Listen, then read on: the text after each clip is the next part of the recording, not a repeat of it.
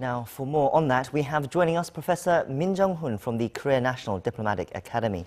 Thank you for making the time to come in today, Professor. Yeah, my pleasure. Trump, as we just heard, had now said that he wants to lift sanctions on North Korea, but that he won't do it unless they denuclearize. Those are pretty strong words. And can we assume that this is what the US have been saying to North Korea in recent negotiations, and perhaps that's why negotiations have stalled with North Korea? Well, as you mentioned, President Trump mentioned that he want to lift the sanctions on North Korea only after North Korea abandons its nuclear weapons. So it means that President Trump just confirmed his commitment that the U.S. would lift the sanctions only after the completion of the abandoning the nuclear weapons. So, but I don't think that such comments would install the North Korea-U.S. the negotiations, because nowadays the people are talking about the possibility that the U.S. State Secretary Pompeo would visit North Korea shortly, and it means that unlike the people's thinking that the North Korea-U.S. the negotiations got some kind of problems, it shows that two countries haven't made the progress in terms of talking about North Korea's denuclearization and the U.S. providing North Korea with the security guarantee measures. It's because if the Pompeo would fail to make a progress in terms of the North Korea's denuclearization process this time, and if he just fly back to U.S. without anything, then he would face a serious and tough political backfire in the domestic political situation. So what the Pompeo's visit to North Korea is imminent means that Pompeo is confident about making progress in terms of the negotiations with North Korea. And recently, the President Min Jeong-hun also mentioned that the U.S. is making progress in terms of talking with North Korea. So it means that we can see some kind of positive outcomes in terms of the North Korea-U.S. negotiations, and what President Trump mentioned about putting another importance on keeping the economic sanctions on North Korea is just affirming the U.S. commitment in terms of facilitating the denuclearization process of North Korea. You say they're just reaffirming their stance that they already have, but it seems quite a strong stance, especially seeing as recently that there have been additional sanctions on North Korea. Well, not on North Korea, but on Russian firms and Chinese firms and other individuals who have been trading legally with North Korea.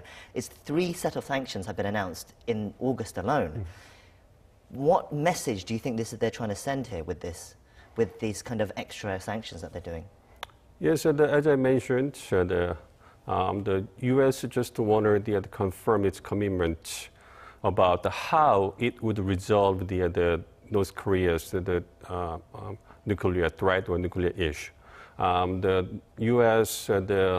has the point of view that putting the strong sanctions on North Korea is the most important measure that it could do, and it could facilitate the North Korea's denuclearization efforts. Otherwise, in terms of the illegal transactions with China and Russia, probably it would lose North Korea, or that it would get North Korea to lose its effort on denuclearizing itself. So the U.S. clearly knows that. So by putting another sanctions on the Russian companies and Russian vessels, but that sanctions got the clear ground according to the U.S. arguments. And as you mentioned, those companies and the vessels were involved in the banned ship-to-ship transfer for allegedly the illegal petroleum products to the North Korean vessels. So it can lower the U.S. efforts in terms of the pushing North Korea to denuclearize itself. So I think that it's just another U.S. effort to facilitate the North Korea's denuclearization effort. So, and it's normal. And as I mentioned, the State Secretary Pompeo will visit North Korea soon. So, for the U.S. point of view, probably the Pompeo and the United States want to enhance the U.S. negotiation capabilities before it faces the tough counter arguments from the North Korea. Let's look at those sanctions just a little bit more. So Moscow has reacted quite angrily to these sanctions, saying that the accusations of trade are groundless and that they would respond in certain measures. What can they do? These ships are said to have been traded illegally with North Korea. How can they respond, and what can we expect from Russia? Well, the Russia, I think that Russia would criticize the U.S. Putting another sanctions to it, but I don't think that Russia would take serious actions, probably putting the negative impacts on the North Korea and U.S. the negotiations. It's because the Russia, China, and other countries involved on the Korean Peninsula or the security situations on the Korean Peninsula, the Russia doesn't want to mess up the negotiations between North Korea and the U.S. And as you know, now the North Korea-U.S. negotiations is going on kind of the bilateral negotiations. So there is a little room that the Russia could make the serious impact on the negotiation process. And again, Russia doesn't want to make the negative impact and doesn't want to see a situation where North Korea or U.S. would walk away from the negotiation because Russia would make some kind of benefits if North Korea succeeds in the denuclearizing itself. But Russia doesn't like the U.S. attitude in terms of putting another sanction on its country. So it's responding to the U.S. activity, but its response would be a little bit limited, and just would be ended with kind of verbal criticism or something like that. So I guess they still do have a little bit of cards to play that they can. Let's move to a different partner, a key partner in the region as well, Japan. So Prime Minister Abe spoke on the phone with President Trump, it's been reported, on Wednesday to discuss the North Korea issue. What do you think the conversation was about, and what do you think Japan wants from the situation right now? Well, I think that Japan and the United States just got confirming that their principles in terms of dealing with the North Korea issue. Specifically, two countries, I think, confirmed through the telephone talk that they will closely work together to achieve the complete denuclearization of North Korea. But I don't think that Japan has got some significant changes or the significant plans to make an impact on the North Korea's denuclearization process nowadays, because Japan is facing a very important domestic political event.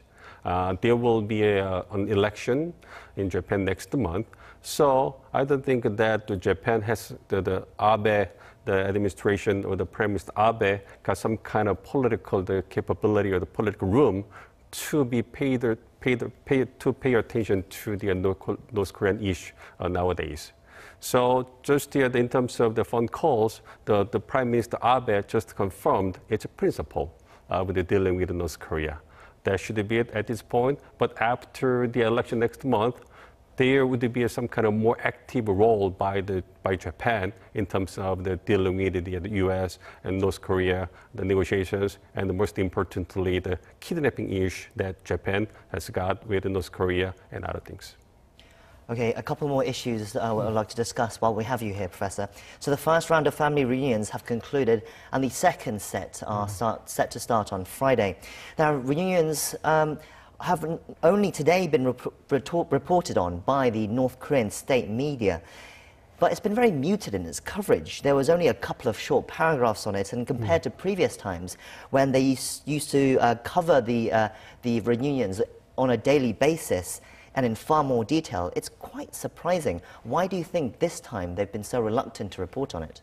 Well, I think that such the attitudes of the North Korea, or what the North Korea media briefly reported the event this time, shows or reflects the North Korea's ambivalent attitude to South Korea. First, North Korea shows its positive attitude on South Korea in terms of the South Korea's active role in terms of the implementing the Panmunjom Declaration by holding the event. But North Korea is also expressing its complaints to South Korea it's very low-key, that South Korea is not taking active actions in terms of alleviating the sanctions and the U.S. providing North Korea with the security-related measures. So North Korea is pushing South Korea to take the more active role in terms of improving North Korea-U.S. relations. But the North Korea, again, does not want the mess up the situation in terms of improving the inter-Korean relations and probably the North Korea-U.S. relations. So it made the complaints very softly. So I think that it should be all right, but the North Korea wanted to express its ambivalent opinions to South Korea. I guess reporting on it is better than nothing.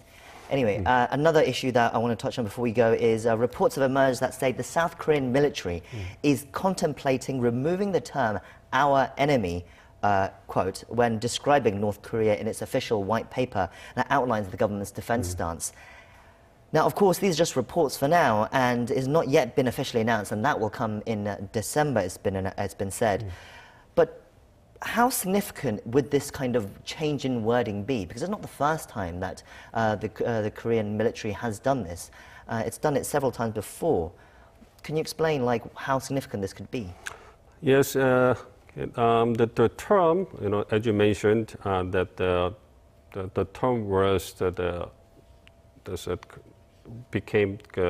term became controversial even in the past administrations.